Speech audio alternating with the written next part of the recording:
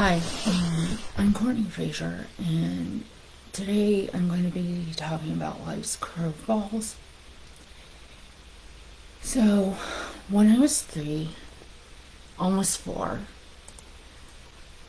I was hiking in a local park with my parents. Toward the end of the hike, a dead tree fell on my head and fell on my dad also, and the force of the tree falling also caused my mom to fall, even though she was in front of us. So I was taken to the closest hospital, and they said that the tree only grazed and cut my left temple and sent me home and told my parents to keep an eye on me for the next 48 hours. Then, when we got home, my parents had trouble keeping me awake, so they had to take me to Children's in DC. That is where we learned that, at least my parents learned, that I had a subdural hematoma, which is bleeding inside the brain. From there, they took me into surgery, and the neurosurgeon said up to that point in his career, I was the closest patient he had to death. So I was in the hospital on my 4th birthday. I don't remember much about this accident. I don't even remember many details. I just remember what I've been told, a little bit of what I've been told about the accident. They were also warned that I could develop epilepsy later on in life. So when I was 15, I was in Florida on a spring break trip. This was in 1999. So it was 11 years later. My 8th grade year, spring break. I was with my sister and my mom, visiting my mom's parents in Florida. And my cousin, whose birthday is the year before mine, a day before mine, and his family were all there also. We were supposed to be there celebrating both of our birthdays. But the day that I got there, all I remember was flying there and getting ready for bed. And then I wake up in the hospital, not understanding what was going on, not understanding how I got there. And later, I found out when I was in the hospital that I called out Mom and fell to the floor and had a seizure. Luckily, the aunt that was there was a nurse, so she recognized it was a seizure and they called 911. I was supposed to be released. They did all these tests: EEG, CAT scan, MRI. And I even had to be taken to another hospital for one of those tests. So the ambulance that took me to the other hospital, it turned out on the return trip, before we returned, even left to go to the original hospital, that they had a flat tire. So we had to wait for another ambulance to take me back. And then, when I was back at the hospital, we were told I was going to be released the next day, like I said. It was 1.5 days later, and I was released. But we found out I had epilepsy. I don't know how they came to that conclusion, probably based on the test. But I couldn't answer any of the questions that people were asking me. I don't remember any, like I said, I don't remember anything except for flying and getting ready for bed and then waking up in the hospital. So here I was, a 15-year-old, almost done with middle school and almost starting high school, not understanding what this meant for my life, because all I was told was I can't go to dances. I interpreted that I couldn't go to dances. I was told I couldn't drive unless it's been 3 months since my last seizure. I couldn't swim without being watched closely. There were so many things I was told I couldn't do. but they never told me what I could do. And so I didn't interpret, like, they told me that lack of sleep,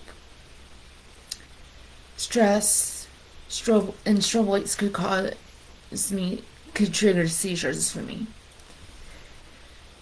So, as you all know, there are strobe lights and fire alarms in every single building.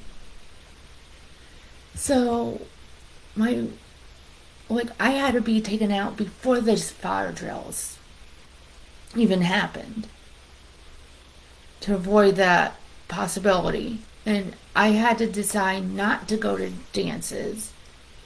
Even once I helped plan like my final eighth grade dance, because I never knew if there were going to be strobe lights at these dances. And so I couldn't like go to these things and not like, I don't want to go to the dances and there be strobe lights and ruin the night for everybody else, and myself, because it would be no fun having a seizure at a school dance. At least not for me. I did go to one school dance though. Either my junior and senior year, I went to a homecoming dance. But beforehand, I wanted to make sure that there weren't going to be strobe lights. So I asked staff, and they said no, there aren't going to be strobe lights at this dance. So I went to the homecoming dance one year in high school. I was on meds. Let's go back. I had, for the first 1.5 years of the epilepsy journey, I had a nightmare every single night of watching myself die from seizures. Because in Florida, all they told me was epilepsy is a seizure disorder. They never explained it past that.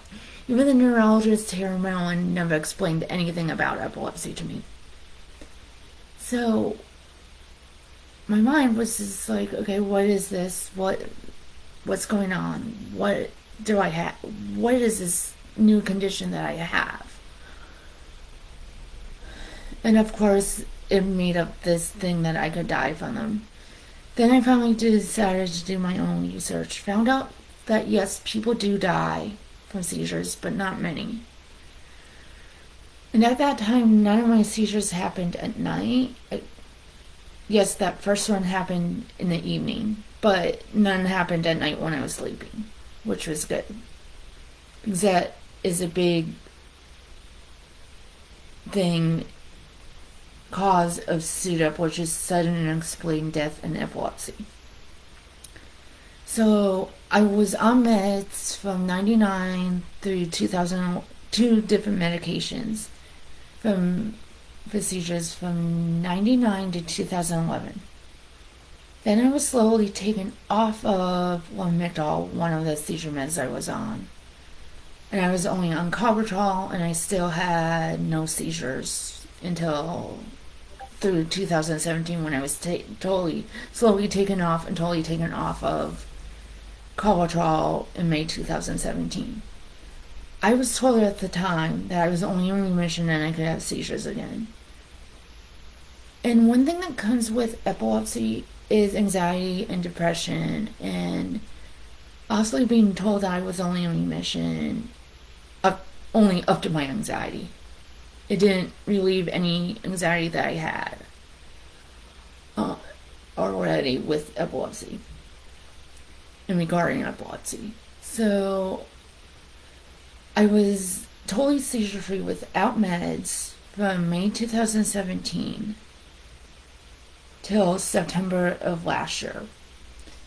So what happened was, I was starting to count down in August of last year, because I read that if you're seizure free and off of meds for 5 years, which would have been May of this year, then they look at it as you being totally done with epilepsy and that you outgrew it. So I was like, okay, I'm going to be done with epilepsy, which was always the goal and hope. But then in September of last year, like I said, I had 2 breakthrough seizures when I was already in the hospital. I was already in the hospital for mental health because on September 9th of last year, I made this plan to take my own life 2 days later by overdosing on pills. Because I just didn't see a purpose to live anymore. So I went to the mental health unit September 9th. So the very next day, because I didn't get into the unit and into my bed until 3 a.m. So on the 10th at night, I had a 10-minute seizure. And that's the longest seizure I've ever had. But again, I didn't know what was going on. All I remember was going up to the nurse's stations and complaining of chest pain and them telling me to sit down. So I sat down, and the next thing I know, like as I'm coming out of the seizure, them calling cold blue, and I have no clue who they were calling cold blue for. And then as soon as I open my eyes, I see all the staff of the mental health unit and paramedics surrounding me. I was just so confused. I had no idea what was going on. And I was like, okay, they were calling code blue for me. And they said code blue Azalea unit, which was the unit I was in for mental health. So I went back to the ER. This was my second time in the ER in 2 days. And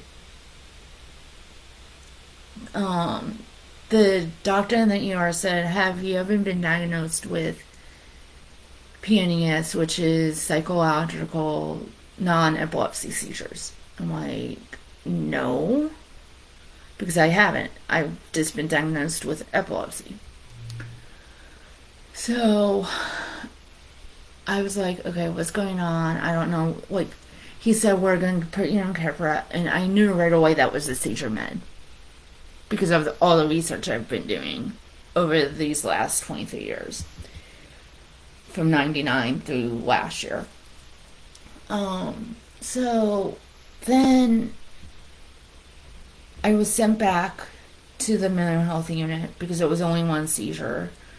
So again, I didn't return to my bed in the unit until 3 a.m. And then I was fine all of September 11th. And then September 12th, I had another seizure. This time I was in my room laying down, and it was another 10-minute seizure. So I went back to the ER for the third time in 4 days. And again, I saw the same doctor as 2 days before. And again, he said, have you ever been diagnosed with PNES? I'm like, no. And he should have known this from 2 days earlier, but I know I was totally still confused what was going on. I don't know why I was having these seizures again. So then I was admitted to the medical unit, and I was taken to a room where they had what they call a sitter, which is a nurse 24/7. And I was considered fall risk, even though none of these seizures were, like, I didn't follow any of the 2 seizures breakthrough seizures that I had in the mental health unit. So I had a nurse 24/7, which was no fun because why do you need a nurse 24/7 watching you? They patted my hospital bed, which makes sense because seizures, you can bump your head against things during a seizure. On the 15th, I was supposed to be going back to the mental health unit.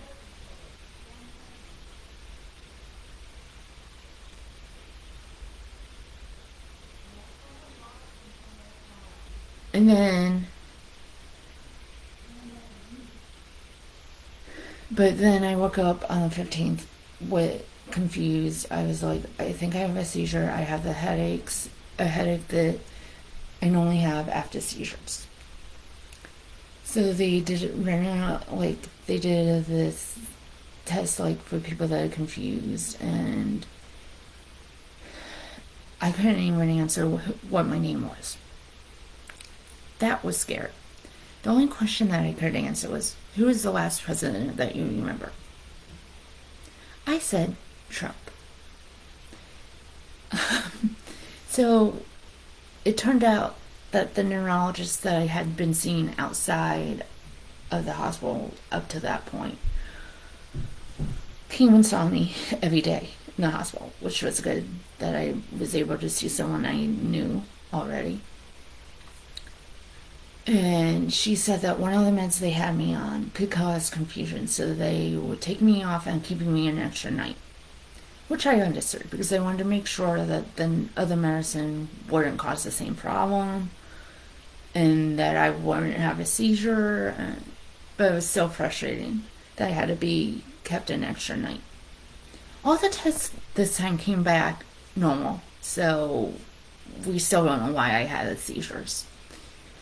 So then I was finally transferred back to the mental health unit on the 16th, and I was totally discharged on September 20th at 2 p.m. and got home at 2:30 p.m. Eastern. With September 20th, this happens to be my half birthday, and I was happy to be released. I was going to be going to what they consider a crisis bed, but at the last minute I said, can I go home? Because I wanted to make sure that I had reminders to take my meds, seizure meds if I needed the reminders. Just because I hadn't been used to them for over 4 years, and I wanted to make sure I could get used to the potential side effects and get adjust it to the right meds again, right levels again, and I'm back on Colorado Lamictal. I didn't stop having seizures when I was in the hospital though. The second night that I returned home, I had a seizure when I was asleep.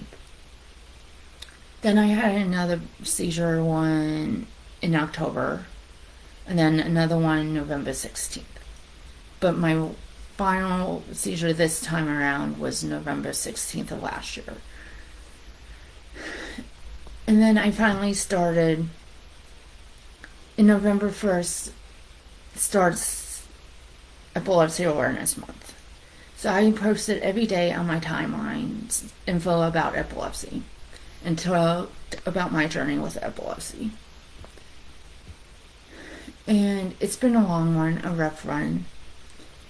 But I've met so many people and connected with so many people. One of those was a kid in Peru on a mission trip in 2011 at an orphanage, and we told him in Spanish that, because at this time this was true. I also take medicines for seizures, and just seeing him light up and feel that connection to someone else was so important to me, because I know what it's like. I felt all alone. I was the only one at my school, only one at my church, and only one in my family that had epilepsy. So it was like, I'm all alone. Yes, I went to a camp when I was 17, in the summer when I was 17, for a week, and realized I wasn't alone. But once that camp was over, again, I was all alone and felt all alone. So all of these years, I felt alone, and then I finally met others with epilepsy. In February of this year, I advocated for a seizure-safe schools bill in Maryland. And in April, we got the good news that the governor signed the bill into law. So that means that teachers, 2 staff members per school, including the school nurse, have to be... Every staff member is trained in seizure first aid and seizure recognition. And 2 staff members per school, including the school nurse, have to get extended training in seizure recognition. And every student with seizures and epilepsy would get a seizure action plan. So that is exciting. And to my mental health, I really had mental health issues since the tree accident. We just didn't know because they didn't use post traumatic stress disorder, PTSD, back then. And I recognize the signs now as an adult, as a 38-year-old, that I did have them back then too. I'm like, any loud noise gets to me. I have a traumatic brain injury too. Every like single loud noise, unexpected loud noise gets to me. Wind gets to me. Like, there's a lot of things. Like, I didn't even like touch. So it's been a long road with PTSD. I've had depression and anxiety since I was 15. And just having to admit that is not easy, and I know that. And just, but admitting it feels so good. And I encourage you, like, what helped me last year with get out of that like wanting to take my own life was in the mental health unit I was in. There were other Christians there in that unit too. So we were able to like connect with each other on multiple levels. And when I got released, I was able to connect with some of them outside of the hospital and connect, like, be in contact with them. And they knew what it was like coming out and trying to get used to life outside of the hospital again and getting into the routine again. So that was last year. And then I also advocated for mental health bills. And I also want to let you guys know that now they're nationwide in the US, there's this number to call if you ever need help with something mental health wise. Call 988. So you just call them or text them or chat with them, and they will be there for you and help calm you down. I've used them twice for myself, and I contacted them when I was worried about one of my friends recently. So they're there to help you and help you get through the tough time and help you help somebody else at the same time too. So what helped me when I got back from the hospital was giving myself a deadline to feel sorry for myself and denying that I had seizures again and feeling sorry that I was on these meds again. So I gave myself the deadline of December 31st of last year. And as soon as this year hit, I switched to a more positive outlook, and I said, this is going to be the best year yet.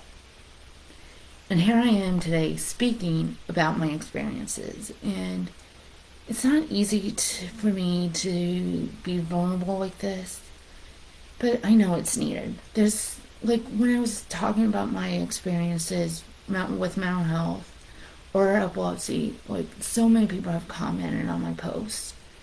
And so many others that I didn't even know had these issues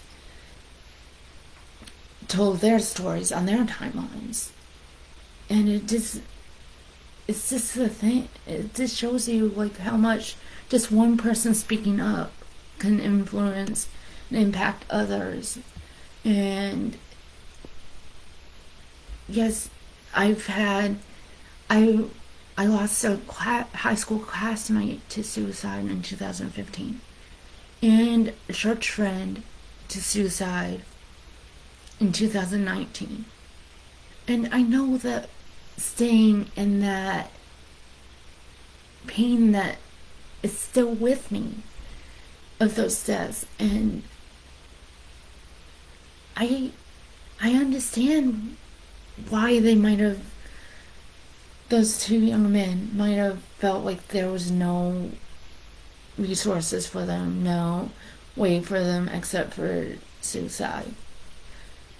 But it still hurts because they left us, like, their loved ones and their friends behind, to wonder like what they could have done better to prevent it. Like, I didn't see any signs in either of these two young men that they would do suicide. And that's the thing. You can't, there aren't always signs for mental health. It's like, I journal every night, and I have been since like March or April of last year. And one thing is that journaling helps because it shows you where you're at each day. And also, like, it shows my journey with mental health and where I'm, like I said, where I'm at each day, mental health wise and thought wise. Yeah, there have been days since I've gone back from the hospital, to be honest with you, that I've had suicidal thoughts again and thoughts of self-harm, but I haven't had a plan, and I wouldn't like act on them. It's just something that comes with epilepsy and the side effects of my medications, and I know that. And my medications cause trouble sleeping and tiredness, which obviously can be a trigger. Lack of sleep can be a trigger for seizures. And just, I'm there to help others now. I want to be there for others and help them through their tough times. And I know what it's like to have that support system, because I had a therapist and I had friends that were there to pray for me and show me when I got back the support system that I really had, that I didn't realize I had in August and September of last year.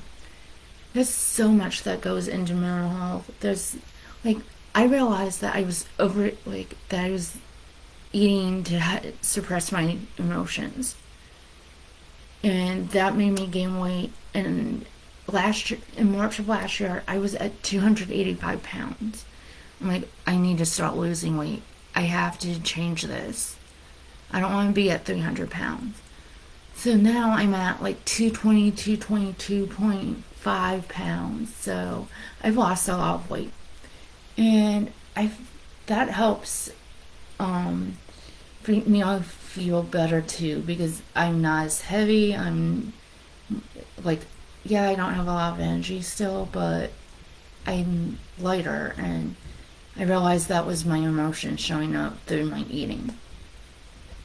And I do emotional spending too. So just so you know, there's ways that we cope that aren't the best, and what's helped is therapy and talking to friends and journaling. So just, if you're struggling out there with anything, please reach out to your friends. Please ask for help. Please, because your life is worth it. You're here for a reason. We're all here for a reason. And you impact so many people, you don't even realize it. So, take away from my experiences that, yes, there's a lot of curveballs in life. And we might not always like them because they are not good pleasant curveballs. But we can learn from all of them. I've learned so much from the curveballs that life has thrown my way. I've learned that I can be an advocate and advocate for bills to make things better for the state of Maryland. I can advocate for myself. I've advocated for myself at doctor's appointments, asking if I can lower my medications or get different meds. So yes, it does work. And it's a team effort to get as few side effects and still have the seizures controlled. So just ask for the help. That's what I want you to take away from this. Thank you for listening. Bye.